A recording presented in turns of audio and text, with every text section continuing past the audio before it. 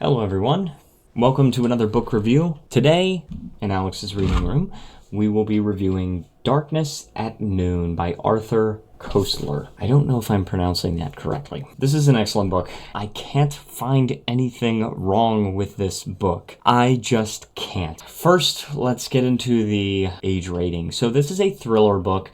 It is 237 pages in the version that I have. For Sexuality, I have rated it a 1 out of 3. This is because there is some mention of some stuff, not super explicit stuff, but some people are talking about it. For language, I have put it at 1. It's very light on the language. There's some very mild words. There's very, very few. There's a very small amount, so I rated it a 1. It doesn't get a 0 unless there's 0. Substance, I put at a 2. That is definitely because there is smoking and drinking definitively in several parts. There's no hard drugs, as far as I remember. 2 out of 3 for smoking and drinking. And death and injury is at a 3 out of 3. I cannot talk about why, because it is heavy on the spoilers. It's 3 out of 3 for sure. It's also an advanced read. I have that to say. It actually was a little bit of struggle for me to get through because it was so advanced, and it's like I was trying to read and I just couldn't read very much at a time because it's just so packed with just thought. It's very philosophical, I have to say. It is a thriller book though, and the age rating I have it as a 15. But I have rated this book a 10 out of 10. On to the spoiler section.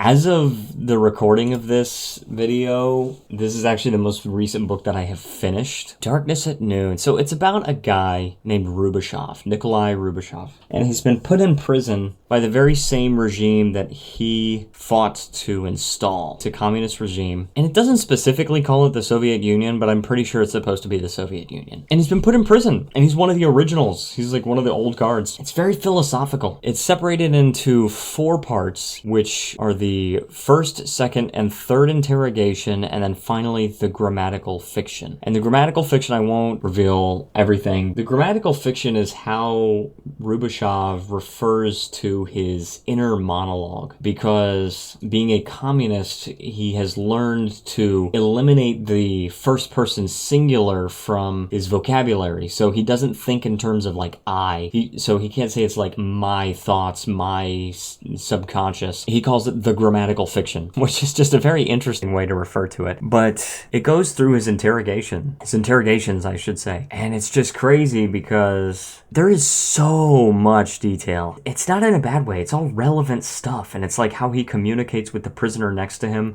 by tapping on the wall with his pince nez. And if you don't know what that is, I actually had to look that up. A pince nez is like glasses, but they don't rest on your ears. They pinch your nose. Literally, pince nez means nose pinched or something. It's French, I guess. And I'm probably doing very badly with that pronunciation. It talks about how he communicates with the prisoner next to him, and it goes through the interrogation techniques and his mental resolve as he's at first determined that he's going to fight back and everything, and he thinks it through its logical conclusion, and he decides he's just going to come clean and just surrender and just basically go along with everything. And I won't reveal the very ending, but I will say that this book was a 9 out of 10 until the ending. That ending was really something else. Gosh, I have to say, that was an amazing book. Overall, Darkness at Noon, totally recommend. For now, that's what we have. So I'm going to conclude this review. Did you agree with my assessment of the book? Let me know in the comments. If you haven't read the book, did this make you want to read it? Have you even heard of this book? I talked to a lot of people. I thought this was like a famous book because I had heard the name Darkness at Noon in other places before, but everyone that I've talked to had never even heard of this book. So please let me know your thoughts. I want to thank you so much for watching, and if you enjoyed this video, please leave a like, subscribe, and stay tuned for more book reviews. I will see you